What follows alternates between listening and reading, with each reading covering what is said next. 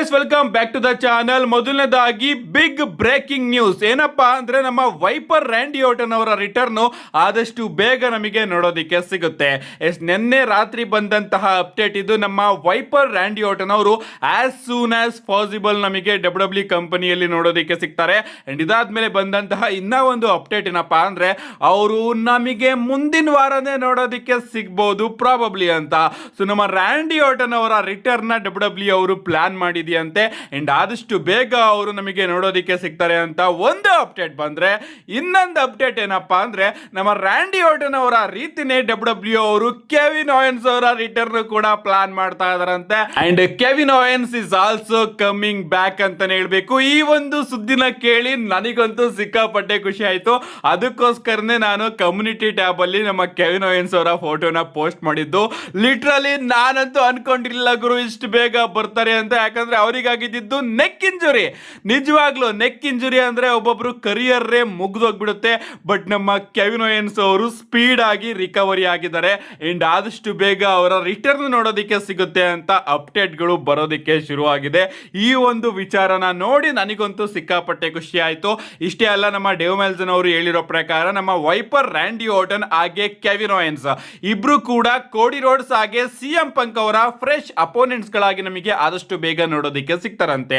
ಅಂದ್ರೆ ಒಬ್ರು ಕೋಡಿ ರೋಡ್ಸ್ ಅವರ ಅಪೋನೆಂಟ್ ಆದ್ರೆ ಇನ್ನೊಬ್ರು ನಮ್ಮ ಸಿಎಂ ಪಂಕ್ ಅವರ ಅಪೋನೆಂಟ್ ಆಗ್ತಾರಂತೆ. ಇವರಿಬ್ರು ಕೂಡ ರಿಟರ್ನ್ ಆದಾಗ ಈಗ ನಾವು ಕಾದ್ ನೋಡ್ಬೇಕು ಇವರಿಬ್ರು ಕೂಡ ಯಾವಾಗ ರಿಟರ್ನ್ ಆಗ್ತಾರೆ ಅಂತ. ಐ ಥಿಂಕ್ ಸಮ್ಮರ್ ಸ್ಲಾಮ್ ಒಂದು ಪರ್ಫೆಕ್ಟ್ ಜಾಗ ಅಂತ ಅನ್ಕೋತೀನಿ.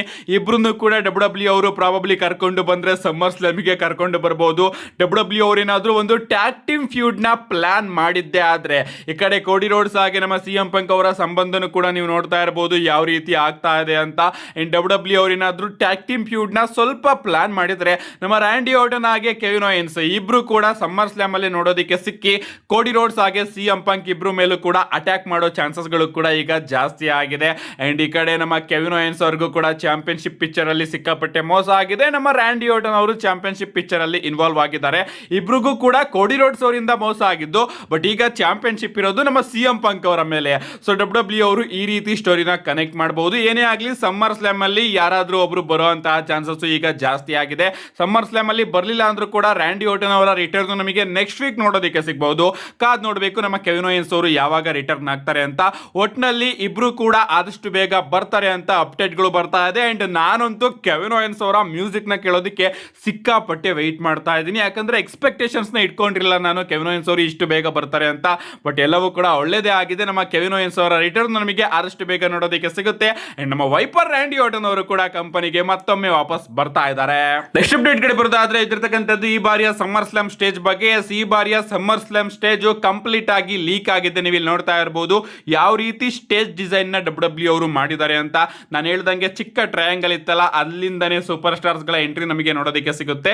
ಅಂಡ್ ಸಖತ್ತಾಗಿ ಡಿಸೈನ್ ನ ಮಾಡಿದ್ದಾರೆ. ನನಗಂತೂ ಈ ಒಂದು ಡಿಸೈನ್ ಸಿಕ್ಕಾಪಟ್ಟೆ ಇಷ್ಟ ಆಯ್ತು. ಸಮ್ಮರ್ ಸ್ಲಾಮ್ಗೆ ತುಂಬಾನೇ ದೊಡ್ಡದಾಗಿ ಈ ಬಾರಿಯ ಸಮ್ಮರ್ ಸ್ಲಾಮ್ ಸ್ಟೇಜ್ ನಮಗೆ ನೋಡೋದಕ್ಕೆ ಸಿಗ್ತಾ ಇದೆ. ಕಳೆದ ವರ್ಷನೂ ಕೂಡ ಡಬ್ಲ್ಯೂ ಅವರು ಇದೇ ರೀತಿ ಯೂನಿಕ್ ಆಗಿ ಒಂದು ಸ್ಟ್ರಕ್ಚರ್ ನ ಬಿಲ್ಡ್ ಮಾಡಿದ್ರು.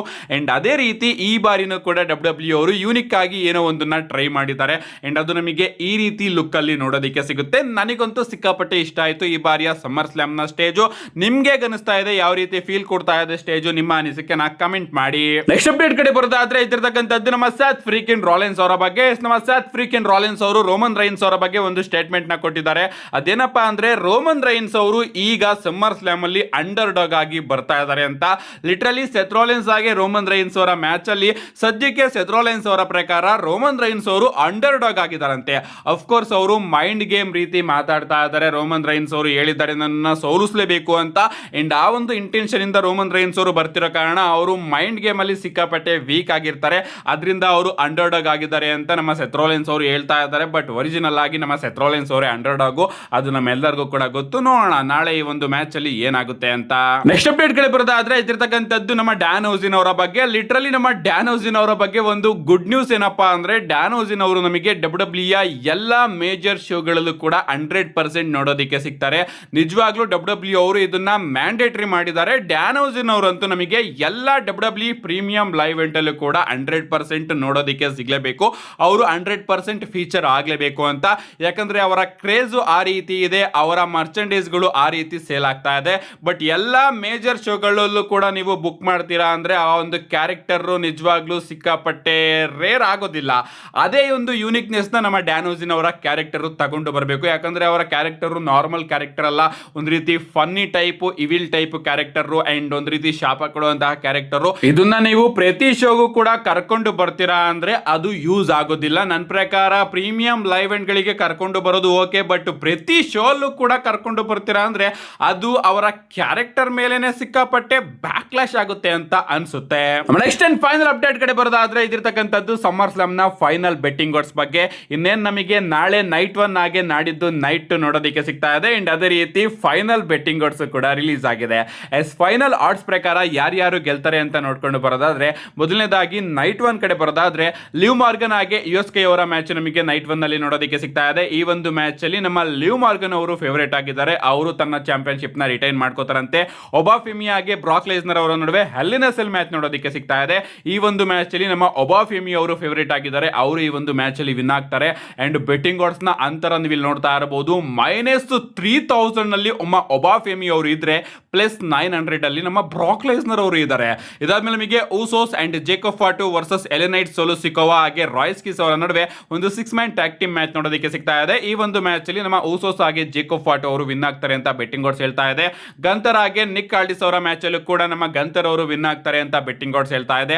ನಮ್ಮ ಗಂತರ್ ಅವರಿಗೆ -2000 ಆಡ್ಸ್ ಇದ್ರೆ ನಮ್ಮ ನಿಕ್ ಆಲ್ಡಿಸ್ ಅವರಿಗೆ +700 ಆಡ್ಸ್ ಇದೆ.